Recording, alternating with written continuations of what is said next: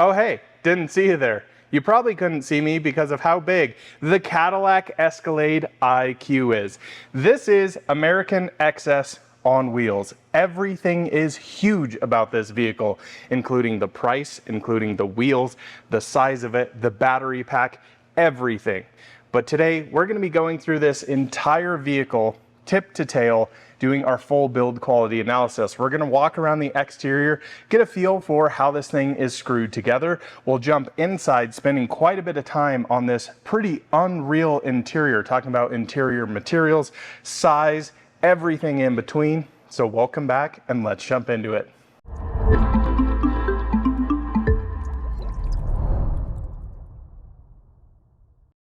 Well, you guys join me and my friend Jordan from Out of Spec Everything, right, Jordan? You're on everything pretty much. Yeah, what's up, chat? What's up, chat? Dude, this thing, I can't even imagine how many times I'm gonna say massive and huge, every definition that you can in the books about this thing, because standing here, I feel like a little kid, genuinely.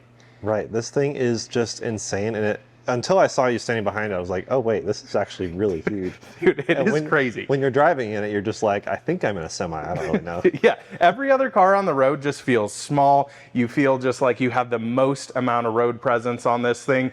So before we jump into this, Jordan, let's go through some specs, because this is where things are just crazy. First off, price.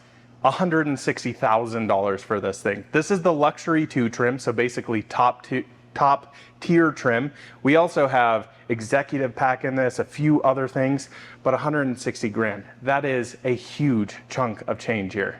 Yeah, but it's a lot of car, it's a lot of vehicles, a lot of batteries, it's a lot of everything. So I kind of understand it.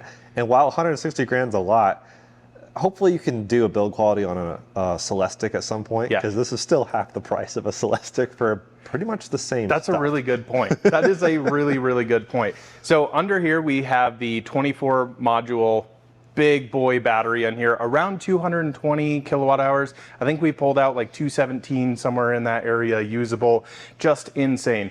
Jordan, this thing weighs 9,300 pounds. I'm a little worried for the concrete here that it's gonna just buckle under the weight of the Cadillac IQ here. Right, to clarify, that is a gas Escalade plus a Toyota Camry. Holy smokes, dude. That is nuts. What's also big here though, Jordan, range, 460 miles of EPA rated range. We also saw Tom Malogny do a 60 mile per hour range test. This did over 600 miles. So I think they're being conservative on that, because I think next year for the 2026 model year, this will have EPA 465.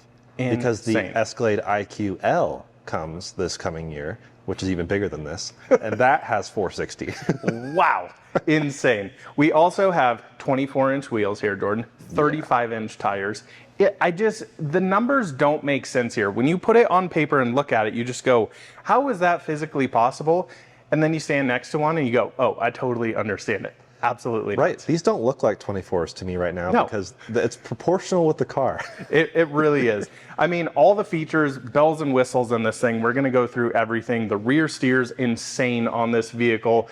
The amount of people you can put in here is surprisingly impressive, but not that great for a 3-row SUV. We'll talk about that more later. So what do you say we jump into the exterior fit and finish, Jordan? This is what I'm anticipating to be, should be pretty good.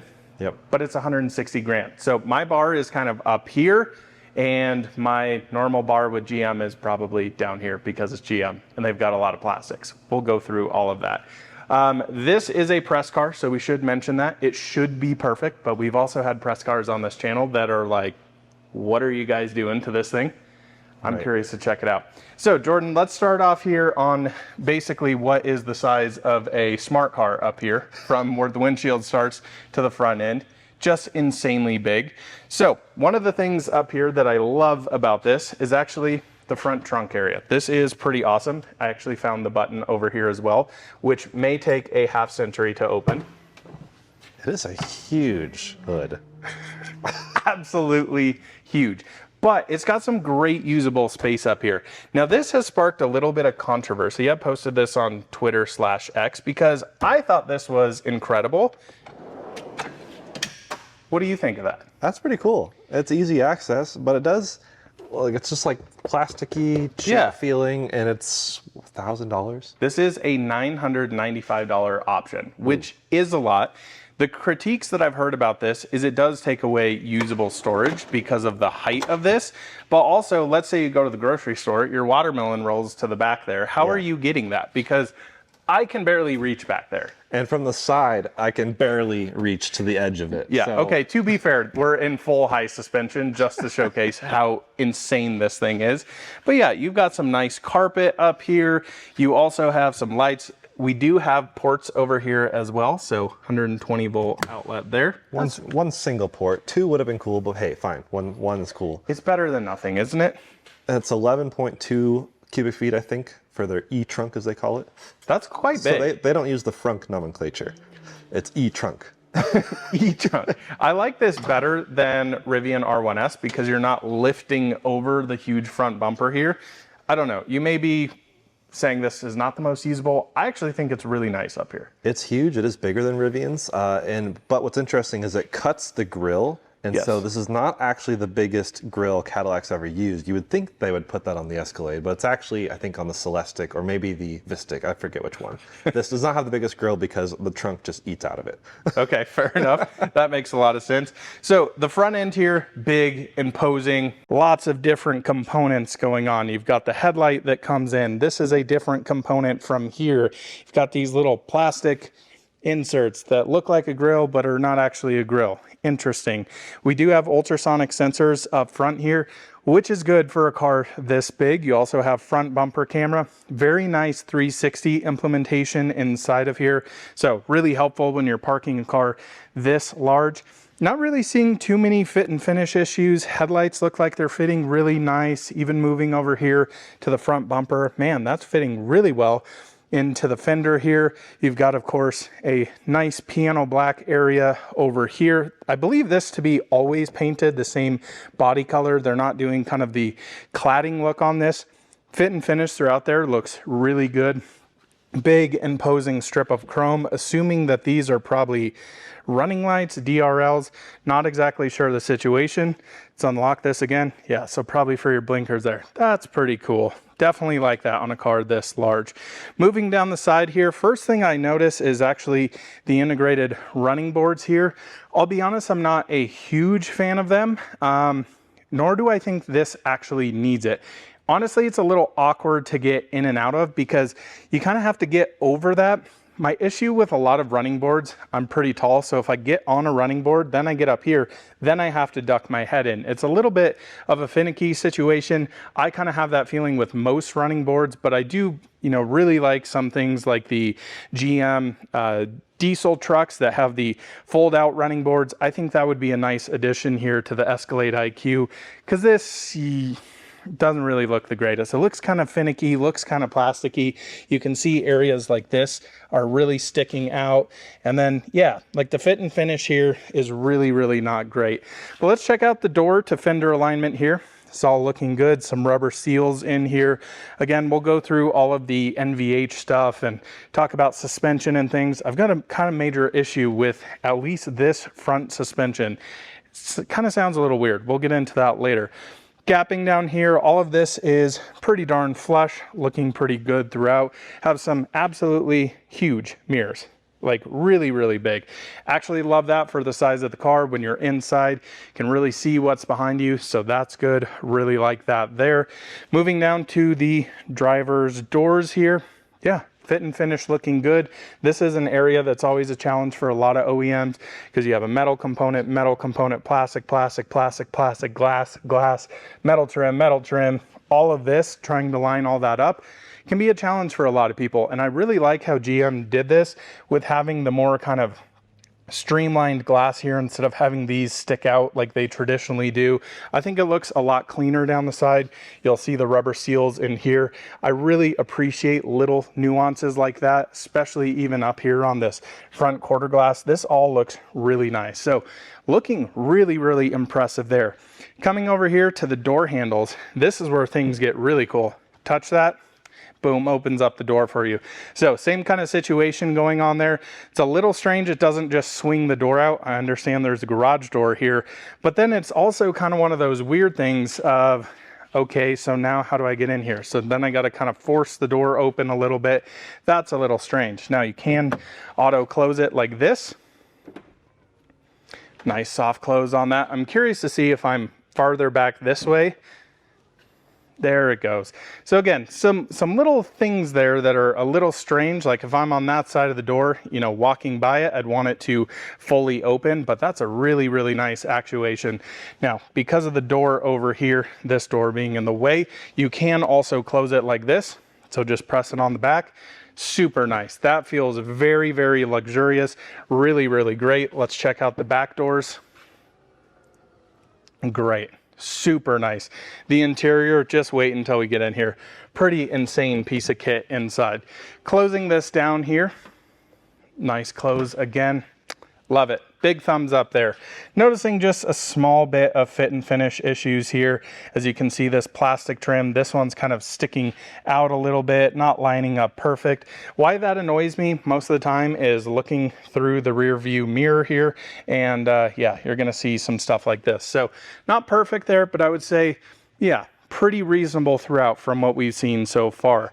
This is window, this is not window. Why is this not window? Well, so yeah, that's interesting because rear passengers can see out better this way because this being window, that's like what they're looking out of. With the Escalade IQ-L, this is flipped. So this becomes huge C-pillar, this becomes window, which is a much bigger window, but then as a rear passenger, you have to like look backwards to see. So why not just make this all window? That'd be cool. But I don't know.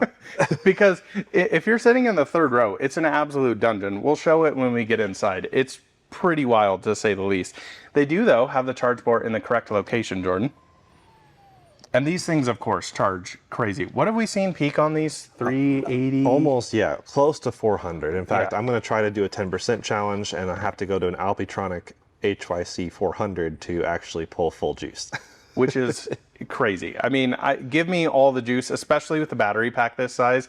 This also has 80 amp onboard charger. Yep. So 19.2 kilowatt max on that, which I think is really nice to have on a vehicle like this. You really need that. I mean, the funny thing is back here, I'll show it later, they have the level 1 adapter and somebody has definitely been using it. Could you imagine how long it would take? I don't even know. So that would be, well, I mean, on average, 220 hours. I mean, it's like a week and a half to charge. So even people who go, you know, take this, you know, shopping, plug into a 6 kilowatt charge point charger, you're going to come out and you'll have gotten like 1% after your shopping. Like it's not, 6 kilowatts doesn't do much for a car like this. It's crazy. I mean, on the dash, I think it's sitting at 50% and it's like 220 miles of range right now or something like that. Absolutely nuts. I am seeing a few small things here. Plastic trim not perfectly lining up here. You can see I just kind of clip that in. But the back here I think is really interesting looking how they've done the split design. They're doing this on all the new Cadillacs. I kind of dig it. I don't mind it. EVs specifically, for some reason, which is funny because I would have expected EV to be like maximum lights and then like the combustion ones not. All lights. But the combustion ones have the full body like height light bar, whereas the electric ones don't for some reason. It's an interesting look. I'm glad they've added this here because I think this would look a little derpy just having this here. But honestly, dude, fit and finish back here has been pretty good. There's been a few things I've noticed here. This not lining up perfect throughout, especially compared to the other side there. You can see that's sticking out quite a bit. It's kind of sunk in. But then the weird thing is like this fits okay, but it's still down a little bit. So it's definitely not perfect here. And there's quite a bit going on with spoiler setup here. The Chimsel is very interesting with this little A in it. Is there any design intent for that, Jordan? Do you know? I don't know why they would do that. It's really strange. I think it looks cool. It definitely looks nice. It's also interesting. This is a touch sensitive badge instead of an actual button like has been on previous Cadillacs. I also thought that it was going to light up, but it didn't light up, which is kind of weird. Yeah. It looks like it. I don't know. Lots of stuff. We'll get back here. I mean, that's the cheap plastic right there. I've got a lot to say about that, Jordan. A lot to say. That's, decent storage space. IQL mostly just gives you a bit more storage, which is nice. Yeah, and it's 4 inches longer. Yeah. I don't know if you need 4 inches, but holy cow. I mean, 4 inches is 4 inches, I guess. You know, back here, you can look at this and say, oh, that's not lined up perfect. This is a tow hitch cover back here. So I would assume somebody's taken that out, put it back in. We can't really put that on the factory. 1000 E4, Jordan. I hate this about Cadillacs. What is it? It's the torque number in Newton meters, but rounded up. It's actually like 980 or something. It's a weird badge. Yeah, it's just they're like, oh, dumb Americans put bigger number. 1000. Yes. I'm sure a lot of people look at this and go, oh, this is definitely 1000 horsepower, don't they? Yeah. Yeah, that's exactly what they've done there. So a few fit and finish issues back here. I mean, I would say they're passable, but are they passable at 160 grand? Not really, I would say. Moving down the passenger side, all of this looking good. Liking everything here. Again, doors lining up perfect. Those look great. Interestingly enough, side steps here look fantastic actually. Not bulging out, so that's good to see. I don't know if you can actually option these any different, can you? I don't know. I really would like it without them, I think. But then you also get the weird thing like on Hummer EV where you have the double stacked battery and it looks kind of awkward there and would look really awkward without side steps. Yeah. I get the power folding thing may be a challenge to implement here, but yeah, it's a little challenging. They should have figured it out. I totally agree. You have also a huge glass roof. I don't know if Jordan can even reach up there to see it. You can see it more from the inside than the outside. But yeah, I have to really reach to see anything. You're about 10 feet tall trying to reach that up there. Yeah, lots of glass roof. I would say exterior fit and finish is good. I'm not sure I'd classify it as a $160,000 build quality. It should be near perfect at that. Yep, I agree. So next we're going to talk about the interior, but first I want to talk about NVH on this car, Jordan. You just drove this over here. Give me your quick thoughts on comfort, on quietness throughout the cabin. What do you kind of feel? Yeah, I feel like decent. I also don't know if I'd say $160,000 vibe. Yep. But really, I mean, pretty solid. Cadillac has pretty much figured out how to build a nice riding car. The challenge though, I mean, this is riding on 24s, so you don't have as much tire sidewall as I think is needed by 9,300 pounds and a vehicle this size. Yeah. I really think this car could benefit from having a smaller wheel option. Where I personally think this car excels at is sitting on the highway between 80 and 85 miles an hour, cruising. Yep. It's very quiet, pretty isolating. You don't hear a ton of wind noise. You do hear some road noise and suspension noise. Again, I think a lot of that is coming from the wheel and tire situation. Where I actually think this kind of is a little lackluster is around town. It gets pretty noisy and boomy through the suspension because you don't have the air kind of rushing over the car.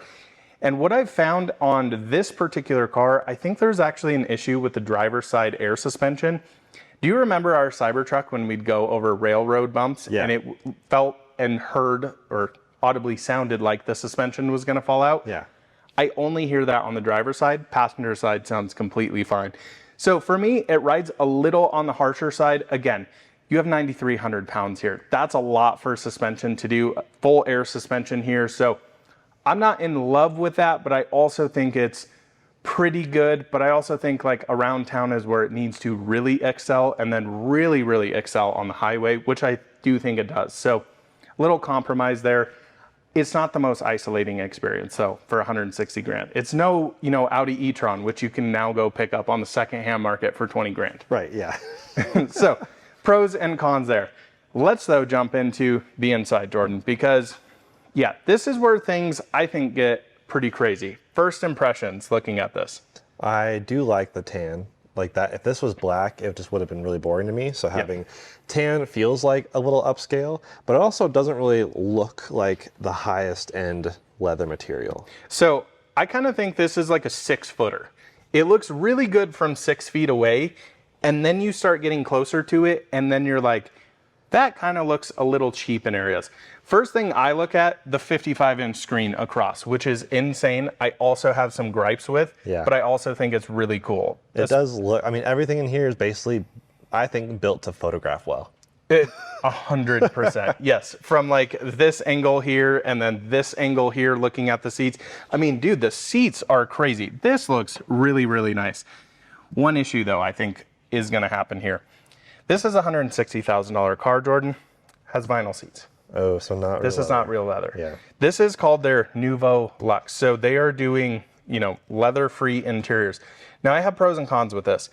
I personally like how this material cleans up better than a traditional leather because you're going to get less wrinkles. I mean, you can see the side bolster is very dirty. This will 100% clean up, but the easiest way you can spot this is push your finger in. See how there's no wrinkles around it? That is the easiest way you can tell whether something is fake or real leather. There are some synthetic materials though. If you press it in, you can actually see it. It's pretty impressive.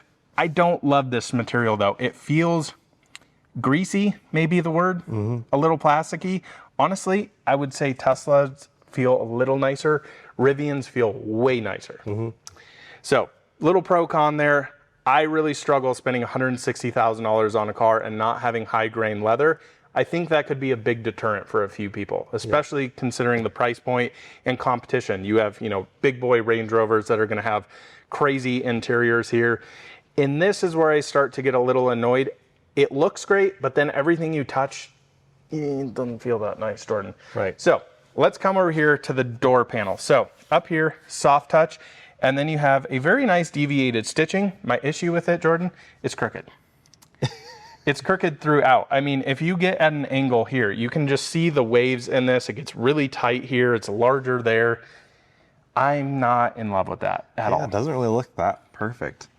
No, and it should for a car at this price point. It really, really should. Ooh, especially up there, yeah. Yeah, that really doesn't look good. Then initially looking at this, you go, oh, it's got some wood in here. And then it just feels cheap and plasticky and not very nice. This compared to Rivian open grain wood, not even close. Yeah, it is disappointing. Honestly, Cadillac, IQ across the board.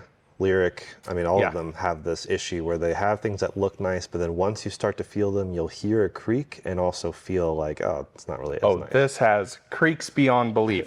Now, I do like a few things here. I like that you have your seat controls all in here. So massage function, moving the seat up here, memory seat as well. Cooled seats, you have bottom heaters, top heaters, and then top heaters only. Why not a only butt heater? I don't know. Yeah. Add a fourth button, you got plenty of space here. You also have ambient lighting that comes through here. The ambient lighting in this car is not that impressive. Yeah. It's okay, I would say. Down here, piano black, which is gonna scratch like crazy. And dude, look at the grunge in here. I don't know if you can see it on camera. It's pretty nasty. Let me bring you over to this side here. Yeah. That just, yeah. Yeah, that's the issue with piano black. It's great for photographs. Again, this car is meant to be photographed. And then you have that. This though, what do you think of the cheese grater here? That's cool. I actually like this. And then I wish like this was metal. Yeah. Like that just feels really cheap. Yeah, totally agree there. Celestic would never. So some of the materials I really struggle with, up here, I think they're okay. And then you get down here and I'm just really disappointed, Jordan. This is like base model Equinox plastic. The thing I can't understand here is Tesla gets a lot of critiques for having a very sparse interior. People have said they feel cheap. Jordan, your rear wheel drive Model 3, the cheapest Model 3 you can get right now, around 40 grand or so. This is all soft touch materials here. Yep. Why is this $160,000 and you have just like the absolute crappiest, crummiest plastic in the world? I don't know. And then you even come down to here. Like, I love the design element here. Yeah. I can't get over that. I'm really, really frustrated with that. Even on the side here, like, they managed to put a design piece, and then it's just all cheap plastic. Also, look at how this is done. That looks terrible. Ooh, yep. Yeah, mixed bag. Very mixed bag. It's very frustrating. And then you have a crazy area like this that is all embroidery. That looks super cool. Really nice. And it's actually all leather wrapped, and then they just put plastic down here. Oh, geez. Yeah. Okay. I say leather wrapped. It's all vinyl material. But, like, that's a really nice element, and then they just put the world's worst plastic into it. Yeah. Bummer. Big bummer. All right, jump in the passenger side. I'm going to jump in driver's seat. So, first impressions, screens are crazy. Now, I have an issue with the screen, Jordan. Why do we have a curved screen here? Because it feels awkward to my eyes that this is closer to me and this area is farther away. Yeah. Not a fan. Well, it photographs nicely. It really photographs nicely. Okay, so that's interesting. Then you come here, you've got your home screen. You have this area which you can actually change what you'd like to see here. I do love that you can put the maps in this particular area. I think that's really cool. You can also change this, as I literally can't see this where I'm sitting, to the normal gauge area here. So that's kind of the more simplified version. Have music here, have efficiency, or whatever you'd like here, as well as all of your normal gauges. They're also crooked. Let me grab this for you. It's off to the left there. So the center point of the steering wheel where my eyes are here, everything's to the left, which I think is really, really awkward, Jordan. Yeah, it's kind of funny. They move it over to squeeze in the music. But like, you have so much real estate here. I think they do a poor job with managing the real estate. That's kind of my impression. I completely agree with that. And also, like, where I'm sitting here, this is in your driving position, pretty close to mine. I can't reach that. Yeah. I can't even come close to reaching that. I can barely, with my back against the seat, I can't even touch the screen. I know. So you can come forward and obviously touch that. You also have this down here though, which is one of the worst feeling buttons ever. Listen to this. And then you have, look at all the play in this. Yeah. That does not feel nice. Also, the volume knob, for whatever reason, has play in it up and down. Why is that a thing? Well, pressing is mute, I think. Yeah, but why can I pull it up like that? I don't know. It just feels weird. It's really tiny too. It's very tiny. It's in a great location here to just quickly boom or, you know, click it on or off. What I do like though, these haptic buttons give your finger a little tickle when you touch them. They are actually really, really nice feeling. I still wish they were physical buttons though. Yeah, I don't disagree. I also think in this car, they feel like this is a premium feature to have stuff like this. Yeah. I'm not really sold on it. Then down here, you have the screen, Jordan. What are your thoughts here on the screen? I've played around with it a little bit. It's kind of laggy. And that's my issue with a lot of GM software is like, it's just a little bit more laggy than you'd like. And like trying to go in and adjust things. Sometimes your finger catches it, sometimes it doesn't. So you're like left tapping and then like it doesn't do as many taps as you think it would when you're tapping enough, especially typing, which is weird. The way this screen interacts with this screen is also kind of strange. I mean, you're like walking up here, you're going to maps, you're like, okay, I'll type up here, my finger's up here. Wait, then what? Oh, then it comes down here. The keyboard's down here. And then if you're typing, if you try to type at the same speed you would on your iPad, for example, this won't register it. Okay, let's try. Oh, that was actually pretty great. Oh, that was better than what I was dealing with earlier. That was pretty great. I was trying to type clear detail and it got like every other letter. Nice. Yeah, I don't know. I mean, you know, I'm sitting here typing this in. I'm staring at the screen, not paying attention to the road at all. Well, you can't use this while you're driving, which is also kind of annoying. Dumb. That's just dumb. Why? That's so dumb. That's typical GM. I always forget about that because my dad's had multiple GMs and like it just locks all the software out while you're driving. It should have something that is like, hey, I have a passenger with me. They can do that. There kind of is. If you throw it into drive, it might actually pull that up. So keyboard unavailable while driving. But then if I go in here, or maybe here, or maybe they keep changing where it is depending on the car, I think. Somewhere there's supposed to be a passenger lockout, but they also, they literally change it per car. That's really cool. So maybe I can't. Because what you're supposed to be able to do is say, I have a passenger, but it only works while there's weight in the passenger seat. So you can't just do that if you're driving by yourself. So I just need to bring Oliver with me and just let him sit in the front seat. Yep. That's my golden retriever, by the way. That's, not loving that. There is some nice functionality here, though. I do like that climate stays up here. It's pretty simple to get to. I like that you can easily go to second row if you have kids in the back, even the third row here, and adjust all of that. You've also got multiple screens here for moving the air around. And that's where one issue I have with this. I like that it is physical, switch control here though, Jordan. Yep. Why does it do that? You have a straight bar here, and then when you turn it to go down, it doesn't match. Oh, yeah. But the rear one does. We'll get back to that later. It's just so frustrating. Little things like that. I love this screen here though, Jordan, how you have heated, all of this, you know, that's great. You can even turn on second row. So if you're being chauffeured in the back of this one, hello, sir, I would like my cooled seat on. Okay, no problem. There you go. You also have massage here that you can turn on. The massage in this is actually decent. I wouldn't say it's incredible. I'm going to turn on the camera guys over here. Excellent. Lovely. Can also change position throughout. Nice having memory here. I do like that you have multiple areas to be able to turn things on through the touchscreen control through over here. I think that's nice. You can also swipe this down. You have some more hotkey functions. Glove box release is there. Glove box release is also there. So there's multiple areas that you can do that. You can pull up cameras from here. Cameras are a weird one on this, Jordan, because the 360 cam, really usable on this car and much needed for how large it is. And then you look out the side and it just looks like absolute potato vision. Yeah. And it's really bad when you turn on your blinker. Dude, like that is such a poor camera quality. And what I also hate, I guess we could do this in the software video, but like that takes away whatever is happening in this screen, like your navigation. Mm-hmm.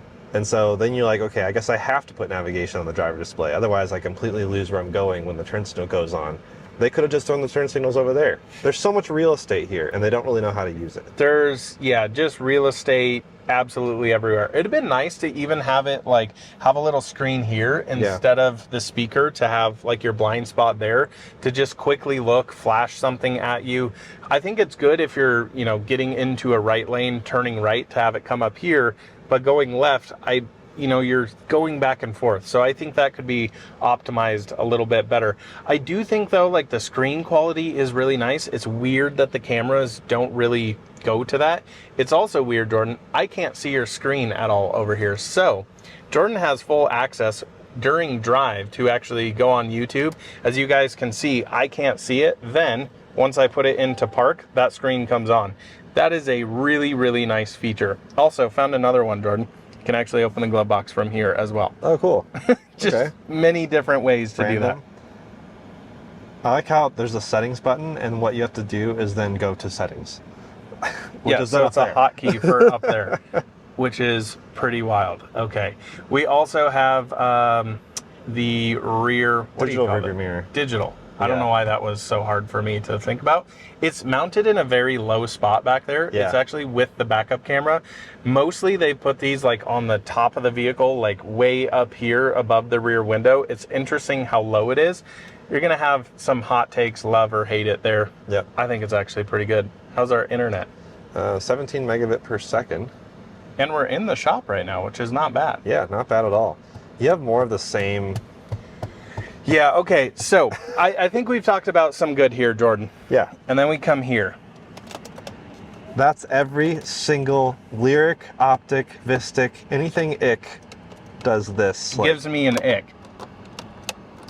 It just doesn't sound like nice at all. Now, are you going to do that all the time? No, but anytime you set something here, or I put my hand up here, and I just hear constant creaks everywhere. It just feels terrible, and I really wish they would put actually nice wood here. I lean my leg against the door, I hear the entire door crunch. Jordan, it's 160 grand, dude. Well, you have a nice headliner, so that's a positive. You also have many speakers in this car. Yeah. Isn't it like 40? Something like that. I think it's 40. I gotta be honest, the stereo kind of sucks in this. Yeah, it can be good depending on how you... I've tweaked it and I think I made it better, because if you have 3D on full, it's actually not quite as good. Okay. But when you're using something like Amazon Music or Tidal, which then uses Dolby Atmos, I think that's what the speakers are actually optimized for. But that will happen next to Escalade. This doesn't have Dolby Atmos.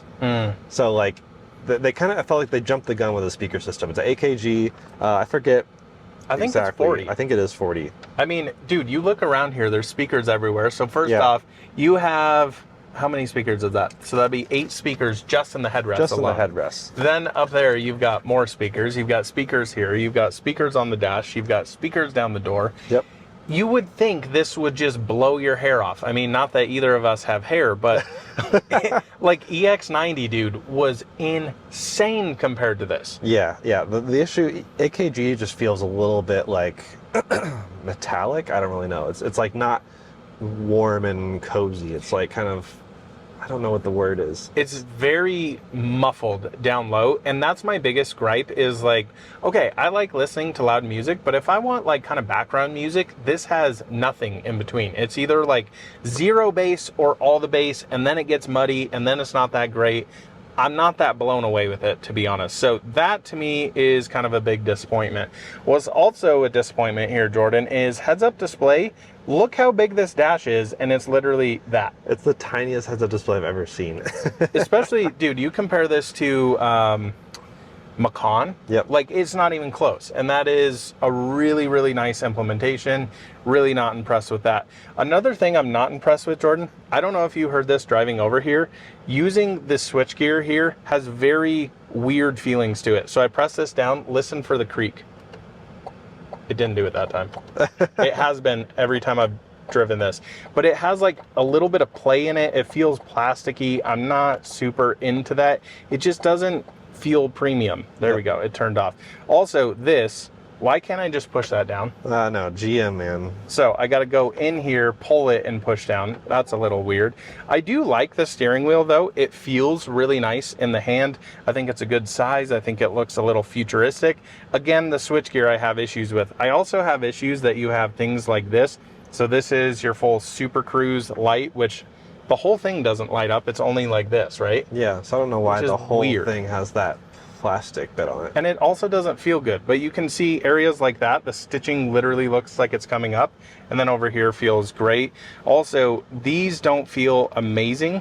I'm not a big fan of those. These don't feel amazing. Lots of piano black here.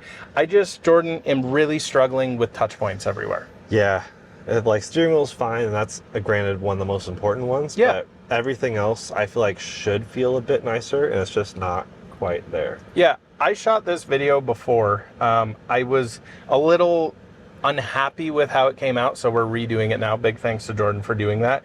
I felt like I was a little overly critical. Didn't have enough time to spend with the car.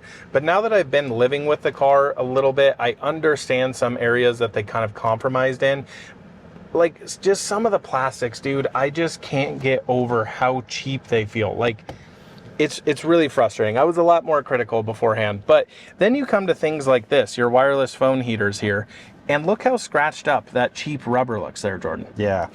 What's cool is they do have active cooling, and you have 4 wireless phone chargers with active cooling, which is like the most I've ever seen in a car. It's really great. But the material on which you place, I mean, again, my base Model 3, nice like suede. Yeah, micro suede in there. You set your phone on. It doesn't feel nice. It really doesn't. And then you've just got like all the cheapest crummy plastic in here. This little thing is cool, but like it just, I hope that comes through the mic. Really not into that. How's the center armrest here? Plenty of space, actually. Pretty big storage space. 3 USB ports in there. HDMI port, which is cool, so you can connect up your computer and use this as like a secondary screen or something. We just be gaming, playing some Xbox or PlayStation. I'll just be editing on this screen right here. That's awesome. Cool. What do you say we jump into the back? Because I do gotta say, I really, really like the back seat, but I also have some serious issues with it. Let's do it. Plate that you see as you walk in, like it says Escalade IQ, that's cool, but like the worst looking rubber. Oh my God. It's just straight crap plastic. Also, on both sides of this, from doing this video before, the stitching is literally just pulling out of the seat on the side here. Yeah. Like, yeah. Well, let me use the step to get in. Oh, wait. let me delicately. So awkward. But this does feel, let's be real, pretty awesome back here. Yeah. The stadium seating, I can't really say I'm super into. Dude, you look like you are in the headliner there. You do I know, have space. I'm almost at the headliner. It's weird. So many cars do this where the glass roof, which normally means the most headroom, ends right where you actually want it to be still going. Right. Like it should end right back here. And so many cars at Mustang Mach-E, I mean, so many cars do that where it's like almost helpful. Yeah, totally agree. So some of the materials back here, so same door card. The interesting thing though, Jordan, is you have no controls here for any of your seats. Also, this stitching, dude, it's like, I think they had one shoe on when they were stitching this and they got it just completely crooked. looks terrible. Same plastics down here. I do appreciate all these materials here. And then again, yep. Again, more cheese graters here. I really don't like the back of the seat here. This is all like rubberized feeling plastic. You do have nice stitching that goes down. And then down here, again, all very crummy, cheap plastics. Not my favorite. But here, Jordan, look, that's how you do it. See how that doesn't move? So you can literally have it at any angle. Also, you have Type-C ports here. Yep. You also have wireless phone heaters here with active cooling. And have you seen these? Let me, I always forget how to do this. Yep, so press this down. Oh, down. Okay. To pull this. Oh, these are heavy. They feel actually pretty nice once they're up. Yeah. Like, it's all metal. Yeah, which is it's cool. Pretty awesome. Why are these metal and this is like plastic? Yeah. Straight, not great. The Type-C ports are great. What do you put back here? Maybe sunglasses behind the screen? Yeah, all the screens are floating. That seems to be the thing they always do. Here's the weird thing too. When you just open up the car here, the screens are dead right now. Yeah.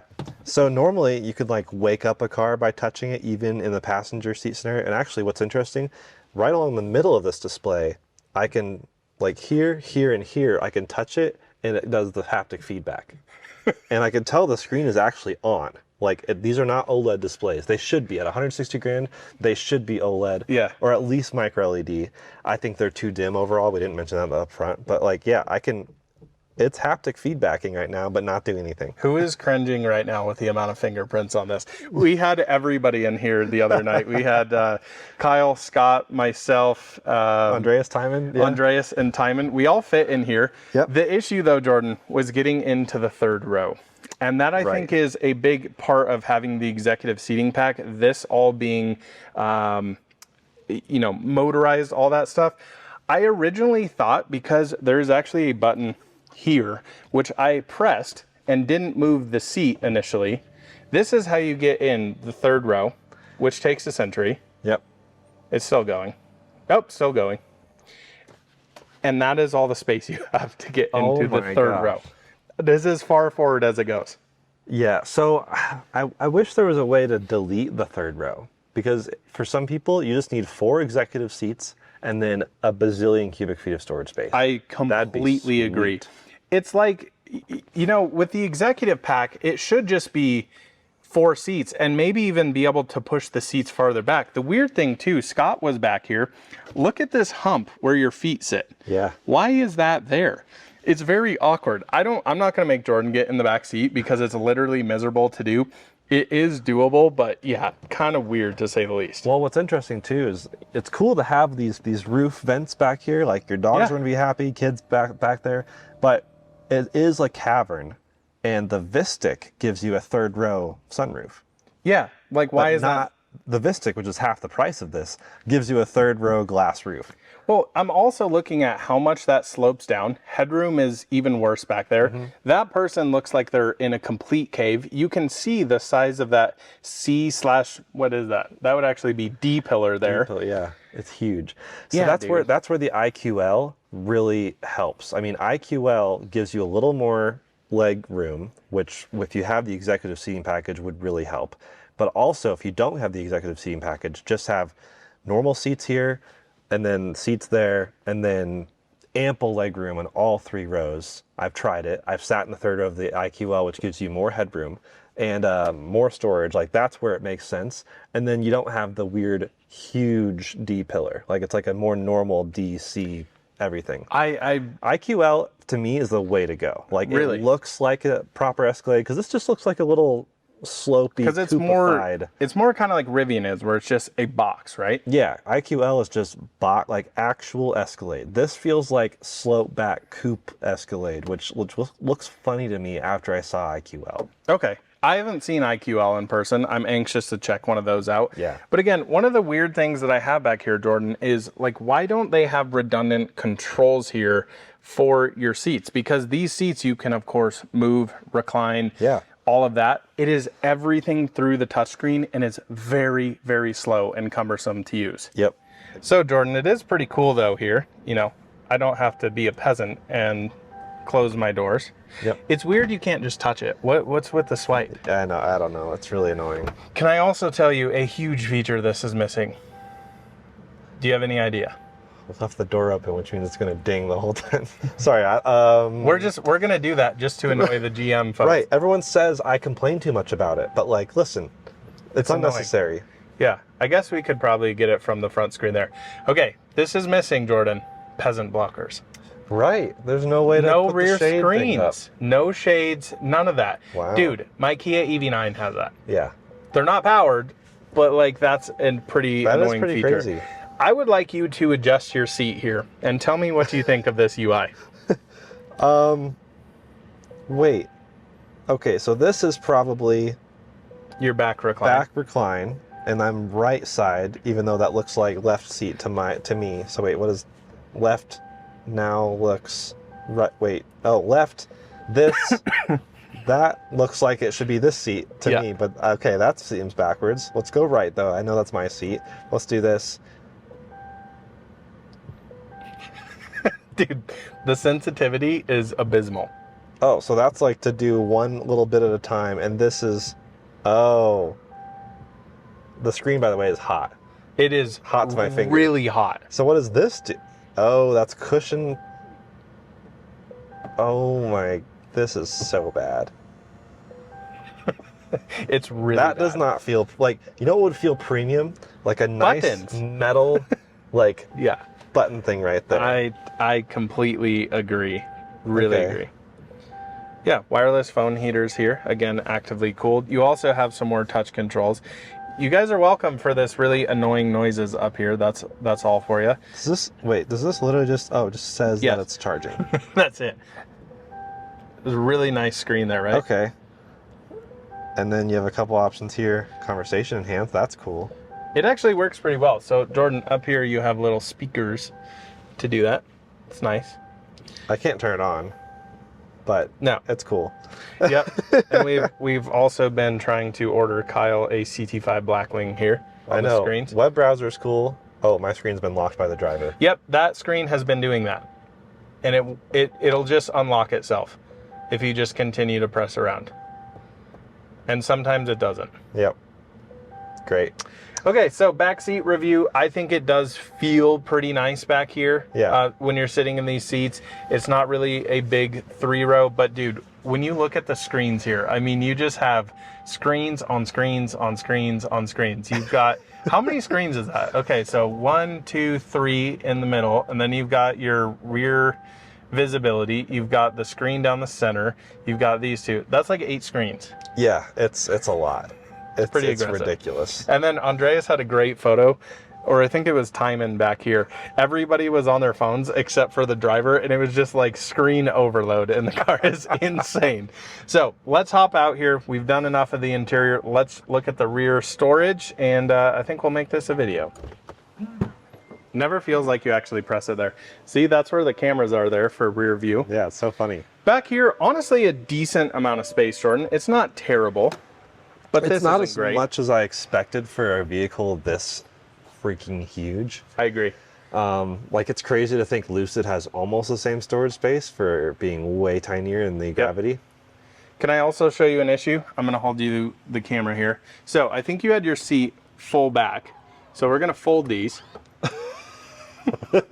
You have to go way forward for those to actually fold. Before I thought, okay, then you have to go back into the screen. You can actually use that same button. Why is there not a hotkey there for that button though? And that seat is just, Well, and didn't it's fold the not- headrest. You know what a $50,000 Model Y does? Yeah, it moves the front seat forward and power folds all of this stuff. Yeah. So I'm going to come over here, Jordan. I'm going to open up the door again. I'm going to press this button. Okay, I've now moved that. Now, oh, that's the wrong way. Those are fast, dude. Yeah. They rip. There we go. Okay, now I got to come to this side. So you can't be in a hurry if you want to do anything with this car. No, I'm intentionally leaving this whole clip in to show you guys how annoying this is. This could have all been avoided having a single set of buttons up there to move the second row. So I think it's down. Oh. And the headrest doesn't fold on this one. It is broken. Oh. So it's just locked right there. And now it won't go out. Oh, there we it goes. go. So the headrest should automatically fold, but it doesn't. Wow. Nice. Cool. A lot of storage when the third row's gone. Yeah, it just don't put the third row in here. It would be so much better. All right, Jordan, let's give the viewers here our final thoughts. I think it's a mixed bag for me. On one hand, when I drive this thing and I look at it in a parking lot, I'm like, that looks the business. It looks expensive. It's huge. The stats behind it are crazy. I go, okay, maybe I kind of understand the price point. Then I jump into the inside and start touching things, and I immediately start getting really frustrated. Yep. Looking at it, I think it's really nice looking. It looks like a premium vehicle. Even just looking at the interior, you're pretty wowed. But I really think living with this car, there's going to be some real annoyances with the cheap feeling plastics, the software being as it is, and also shout out to Jordan. He's going to be doing a video, I think on Bits, doing full software review on this, first impressions of it. Yeah, I can't say I'm like blown away with it. I think for 160 grand, I really expect more, especially in the materials department on the interior. I think exterior fit and finish is on the side of being passable. Inside though, what do you think? Yeah, I agree with the mixed bag statement. Like on some things are really cool attention to detail stuff and look cool and feel kind of cool, and then other things feel kind of flimsy, and that's how I feel about most Cadillacs, unfortunately. That's like most GM for me, to be fair. That's true, but like Cadillac, you have this higher expectation, and you are slightly, like it's slightly achieved, but like it's still not to where I think the price dictates. It's kind of like putting makeup on a pig in a lot of ways. It's just, it's really like I really struggle with what they're asking here to compare it, because this, other than the EQG, Mercedes G-Wagon electric, would be the most expensive three-row SUV by a lot that we have here. I mean, Lucid Gravity will be, I guess, second most expensive. We also have Cayenne E4, all the fun stuff coming out eventually. I don't know when that's going to come out. Would definitely, I feel like those are going to be north of 200 fully spec'd. Yeah. I don't know, dude. This isn't Porsche level quality by any stretch of the imagination, or Lucid for that matter. Yeah, for this, you're really just paying a lot, and instead of the quality, you're kind of getting just giant battery, huge range. But then you can also go to a Silverado and get the same feeling interior with crap plastics on the bottom of the doors for 100K. Yep. So just get that one. I know. And you still have plenty of space. It suddenly makes Optic feel a bit more, a bit better, because it's like the same feel of materials. And even Vistic as well. Yeah, but like way cheaper. And yes, it's a smaller vehicle, but like, I don't, just depends what you need in the vehicle. But if you really need this much space and size, I guess this is your option. You're just balling if you get one of these. I mean, that's all it is, dude. It's $160,000 of pure American over everything. It's just insane. I kind of love it though, to be honest. Like driving this around, I'm just like, I kind of get it. But then I'm also like, imagine how cool this could be with really nice materials, exceptional fit and finish, exceptional isolation. That's the big thing that I'm really lacking here. The suspension, really, really struggling with. So I think we'll end it off there, Jordan. Thanks for filming with me today. Any other thoughts? No, big baller. Big baller. We'll see you in the next one soon. Bye-bye.